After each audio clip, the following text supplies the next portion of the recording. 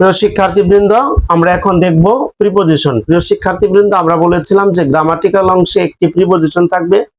সেই প্রিপোজিশন তুমি যদি কোনোদিন আজ পর্যন্ত শিখে না থাকো, এখানে প্রিপোজিশন বলতে কোন কোন শব্দকে বোঝানো হয় আমরা সেই শব্দগুলো লিখে দিয়েছি। যেমন প্রিপোজিশন বলতে at, of, in, to, for, from, into, in front of, between, among, above, by, এদেরকে সাধারণত প্রিপোজিশন বলা হয়।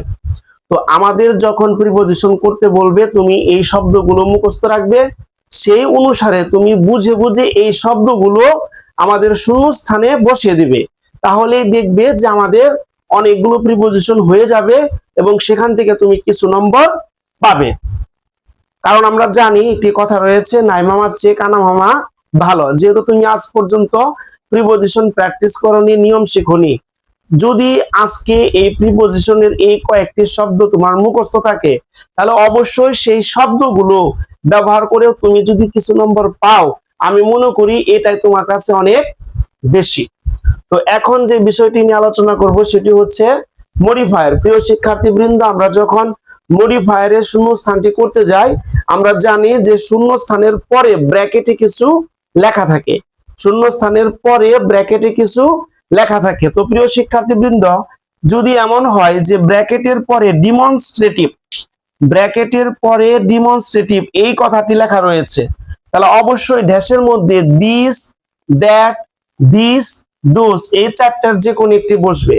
তবে আমরা আজ পর্যন্ত যতগুলো মডিফায়ার করিয়েছি সেখান থেকে দেখা গিয়েছে ডেমনস্ট্রেটিভ লেখা থাকলে দিস এই উত্তরটাই সবচেয়ে বেশিবার হয়েছে। তারপরে তুমি চারটি শব্দ মনে রাখবে। যদি ড্যাশের পরে ব্র্যাকেটে আর্টিকেল লেখা থাকে, তাহলে সেখানে অবশ্যই এ অথবা এন অথবা দি বসবে। 3 নাম্বার, যদি ড্যাশের পরে ব্র্যাকেটে যদি কখনো কোয়ান্টিফায়ার এই শব্দটি লেখা থাকে, অবশ্যই শূন্যস্থানে some, every, many, few, a lot of, is এদের মধ্যে যে কোনো একটি বসবে। কিন্তু যতগুলো আমরা মডিফায়ার করিয়েছি দেখা গিয়েছে সেখানে সাম এবং ম্যানি এবং এভরি এই তিনটি শব্দই বেশিরভাগ সেখানে ব্যবহৃত হয়েছে। 4 নাম্বার, পসেসিভ, যদি কোনো ড্যাশের পরে ব্র্যাকেটে পসেসিভ এই শব্দটি লেখা থাকে, তাহলে my, her, his, your, their, our, its এদেরকে পসেসিভ বলা হয়।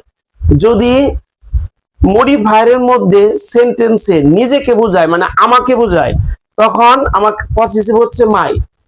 যদি তাকে বোঝায়, ছেলেদের ক্ষেত্রে হচ্ছে হিজ এবং মেয়েদের ক্ষেত্রে হার। তুমি এই শব্দটি সেখানে যদি ব্যবহৃত হয়, তখন সেক্ষেত্রে পসেসিভ হচ্ছে ইয়োর। দেয়ারের পসেসিভ বোঝাবে যখন তারা এই শব্দটি প্রকাশ করবে, তখন।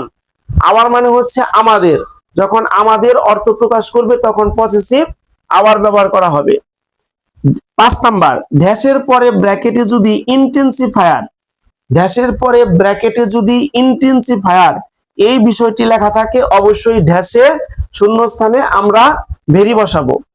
6 নাম্বার, প্রেজেন্ট পার্টিসিপল, ড্যাশের পরে ব্র্যাকেটে যদি প্রেজেন্ট পার্টিসিপল এই শব্দটি উল্লেখ থাকে, তাহলে অবশ্যই শূন্যস্থানে কি বসবে? মূল ভার্বের প্রেজেন্ট ফর্মের সাথে আইএনজি যোগ। তোমার ড্যাশের আগে পরে যে সেন্টেন্স লেখা থাকবে সেটি বুঝে ওই ড্যাশে মূল ভার্বের প্রেজেন্ট ফর্মের সাথে আইএনজি যোগ করতে হবে।